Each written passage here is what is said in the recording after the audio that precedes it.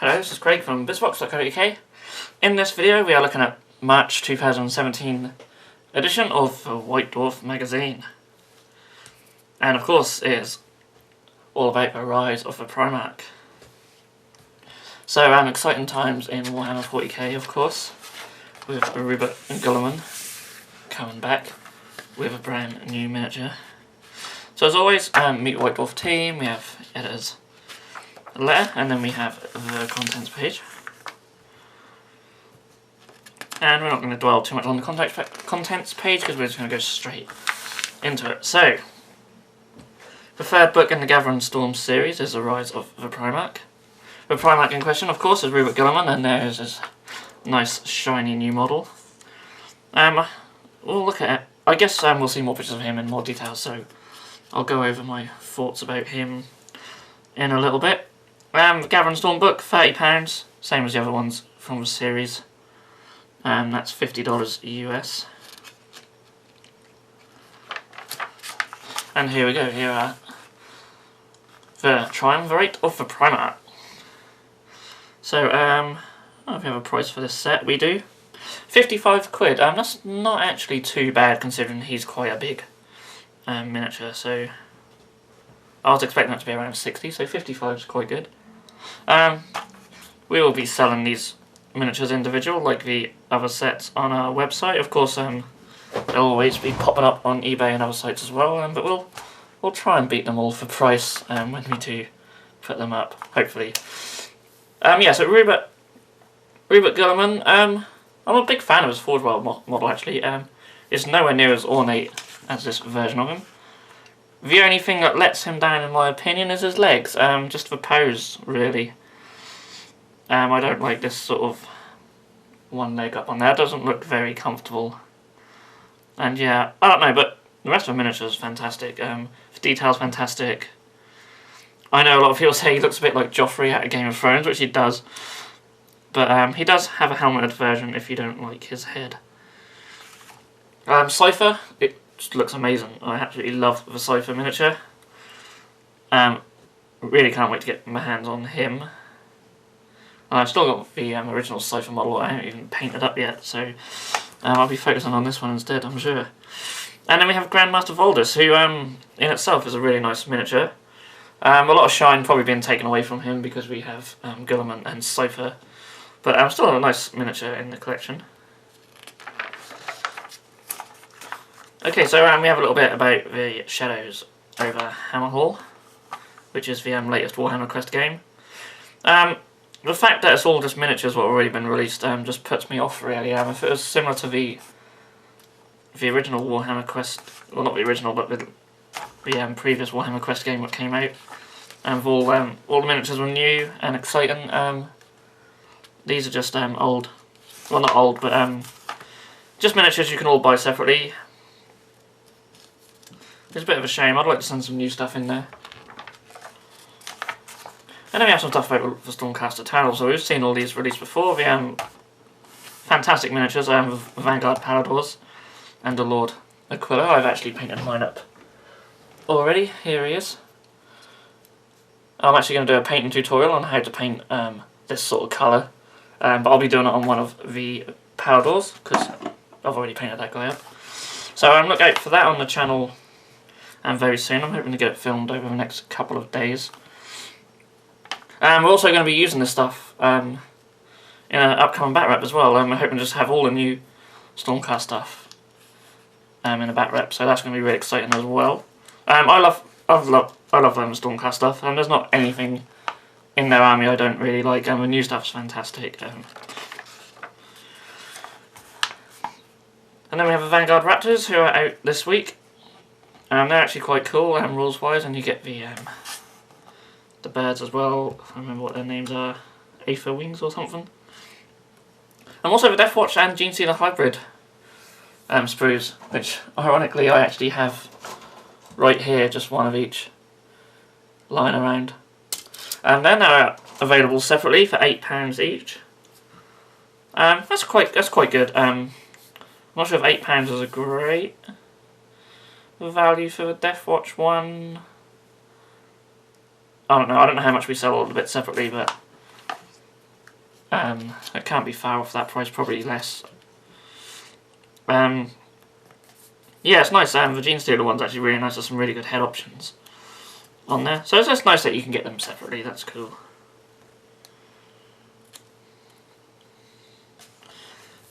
A little bit about Primarchs here. I quite like a little bit. The missing two. Some say they fell from grace and were executed by Lehman Russ. And we also have Bit of the Month, which is the Warden Lantern. We don't really focus on that as much, which you think a channel like ours would focus on the bits a bit more. The Tartarus Terminators and the Mark III Space Marines are being sold separately. I'm really excited for the Tartarus Terminators release. You'll see them restocked on the site as soon as they're out. I still have loads of Mark III Space Marines just on the sprues that will all be being sold as bits later on as well, because they do need restocking now. So really nice. Hopefully the Custodies and Sisters of Silence will not be far behind. Really want them to be released separately. Prices, 30 quid for the Tactical Squad and 35 for the Terminator Squad. I think £30 is just quite a lot, considering the regular Tactical Squad is 25, and the regular Tactical Squad has more options and is more detailed than these, although these are bulkier, so it's the sort of price we just have to sort of expect, I suppose. I have a Blood Bowl Ogre for Reichland Reavers, and we also have the Old Ball Stadium board. That's £35, so that's not card, that's actually made from the same stuff as the Citadel mats, so that's quite cool. There's some optional special rules also. And then we have Slambo. Good old Slambo. So just some Black Library releases. Book on Dante coming out. Very cool. And a little bit about Inferno from Forge World, so some of the Custody stuff. And the awesome new Knight coming out. Really want a Custodes force. One day. And then we have some stuff from the Hobbit as well. The Lake Town House is a fantastic kit that I do want to pick up. Just to use the scenery for Age of Sigmar, really. Really nice kit. And it's nice that they're supporting these still in a way, because there are some nice miniatures in the range. So it's nice that it's not been totally killed off. We have some video game news, a little bit about Total War. And then we have the Gathering Storm Triumvirate boxes. Then we have the Reader's Mail. So some more sort of video game stuff here, because we have Dawn of War 3. So a little bit on that. And just a little bit about Blood Bowl. So we have the Shadows over HAMMERH. There's a little section on that. I actually do really want to pick up this book. There's some really nice artwork that I've seen floating around from this set. That I'm actually more interested in that than the actual game. It's very cool. We have to start collecting forces for 40k.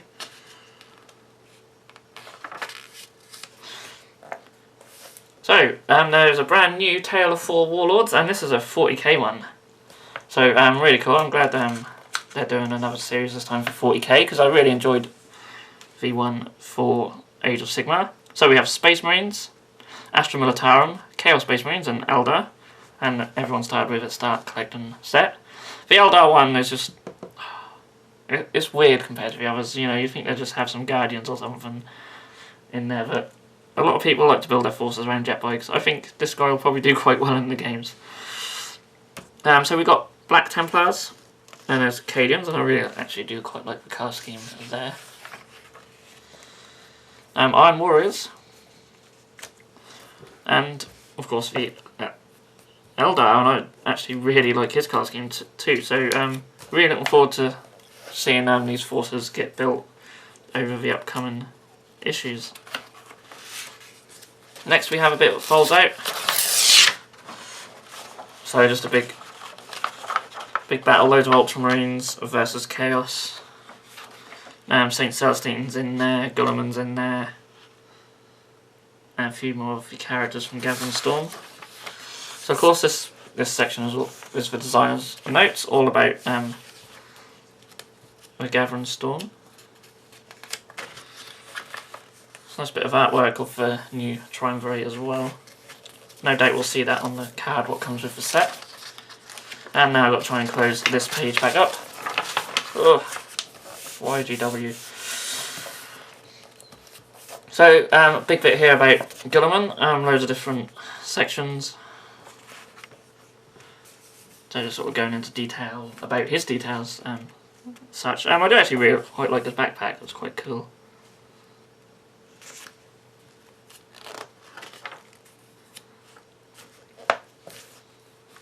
There he is side by side with Magnus. Sorry, I know there's a bit of a glare, as always, on the page.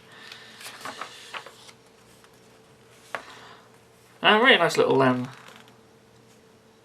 sort of display base thing here. That's pretty cool. I like that. Very cool. It actually looks better just standing upright. I have a feeling that's how mine's going to end up. Not on such an extravagant base though, although that would be nice. Quite nice. Oh, I was going to say it'd be nice to know what that was made out of. That's actually been sculpted, so that's very cool. Yeah, really nice. Really nice.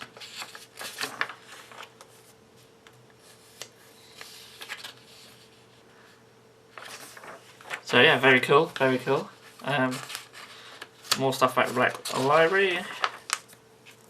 The Ultimate Guide to the Stormcast Tales. I'm going to move this over here. I don't know why we're not at the centre.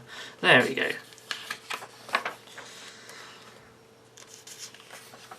So lots of stuff about Stormcast Eternals. We've seen a lot of this from the Stormcast Eternal book. Really cool. I do like all the different colour schemes for them. That is actually one of my favourite schemes, for white, gold and blue, but I don't really fancy doing a whole force in white. All different weapons as well. So really cool. If you don't have a Stormcast Eternal book, that might be quite interesting stuff.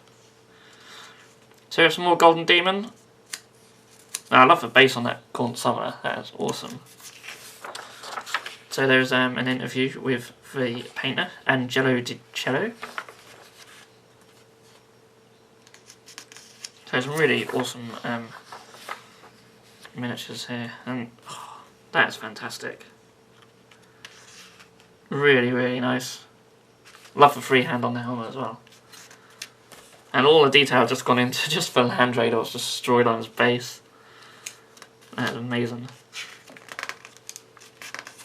There's an interview with the artist as well. And of course we have the Forge World Gulliman miniature. And when you look at him painted up by someone with real talent, he does look fantastic, doesn't he?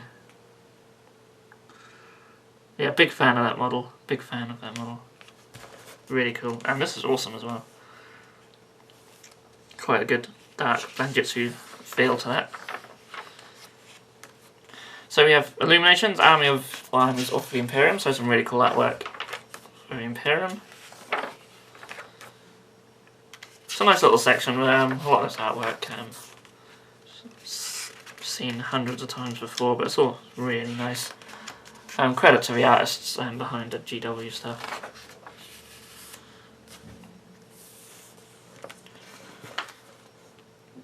So a little bit of the General's Almanac. So this is just about Age of Sigmar. So I think there's another, not so much an interview, but it's a little section. And this is about embracing simplicity.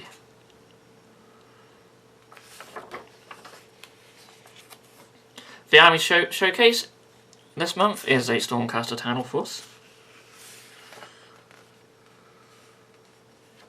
So these are Celestial Vindicators. Oh, we also have a Gene Stealer Cult as well. Really like the green and the yellow combo. Works really well. And we have a Lord of the Rings army as well. So that's really cool. And we have some iron jaws, some bright red iron jaws.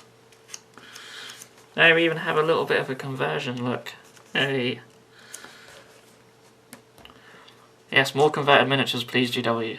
They're very cool. It's actually converted from the Flash Kit set. Works so well actually. Getting ideas for my own iron jaws now. Very cool. Okay, so we have a battle report of course. So, we have the ancient city of Hallowguild, and it's being defended by different forces of order, and it's being attacked by some Nurgle. So let's have a look at the forces. So, if you remember a few White Dwarfs ago, we saw this really cool combined force of different parts of order, and they all sort of worked really well together, and there's a really nice gate behind them, and here they are in a bat rep, so that's very cool. Really like that force. Then we have a really nice looking Nurgle force to take them on. So yeah, this will be a really cool, interesting battle actually. But of course, I'm just going to skip through it because I don't want to give away who won, and I do want to read through it properly later on. So, Temporal Distort, this is going back to an old White Dwarf, and one of the ones that I actually own in my collection. I've got a fair few back from the day. So, probably one of these ones where you flipped it over and it had Lord of the Rings on the other side. A lot of Lord of the Rings stuff here though.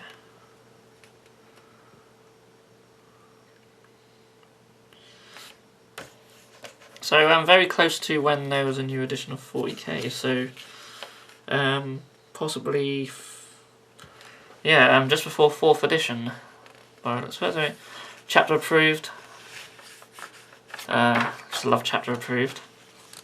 We have some games of Commoner rules for using Harlequins. They're very cool if you're into that game.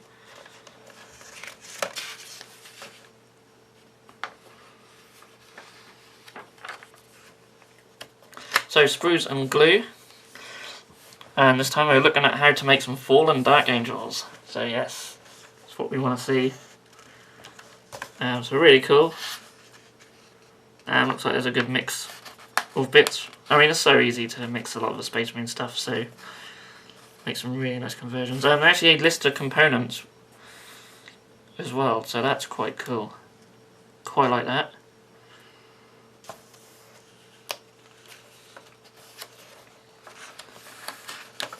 I don't know if they tell you what each things mean. Now I guess DACV is Dark Angels company veteran, so yeah, very cool. I quite like them that they're listing the components used. That's very cool. Feel free to put the Bitsbox model numbers down from GW. There's even more converted Fallen here as well. I'm showing you a little bit how to do bullet holes and such. And there's a little bit of how to drill out barrels for your bullets as well.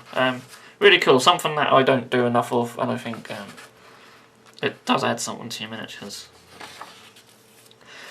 Paint Splatter is all about painting Rubik Guilliman, as you'd probably expect.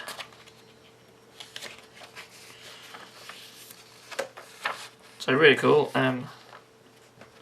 Just goes into detail and to paint everything on him. And then this bit is all about different materials. So we have hair, fur, wolf pelts, skulls, scratch metal, chip paint, scales and crests. So lots of nice little tutorials there.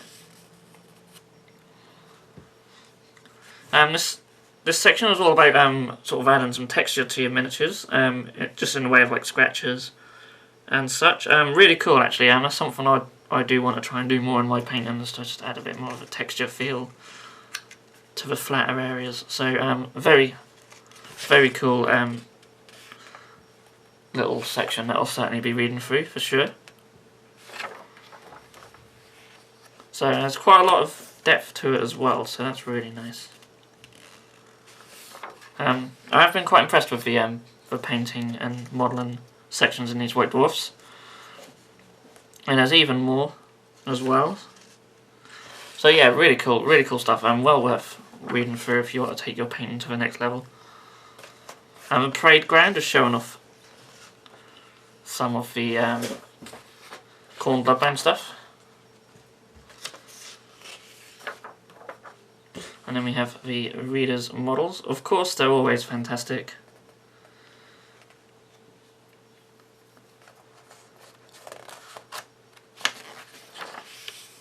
It's always nice when I see ones that I recognise from Instagram and stuff as well. So if you're on the old social media, it is worth following a lot of the miniature painters, because you do see some awesome miniatures on a daily basis. And Model of the Month, rightly so, I think. That is a fantastic L'Oreal. Really like the colour scheme for it. So very cool. I actually really like the Corax model as well. It's so hard to get sort of the darker colour schemes looking good, but that looks amazing. So very cool stuff. So that was this month's White Dwarf. There's just a little bit in the bunker. Fire Slayers. So next month, what to expect? There's Golden Demon, Paint Splatter, Adeptus Titanicus. So that is something to very much look forward to. Obviously there's a Tale of Four Warlords, Illuminations, Realms of Battle, and much more. So very, very cool. I'm looking forward to Adeptus Titanicus.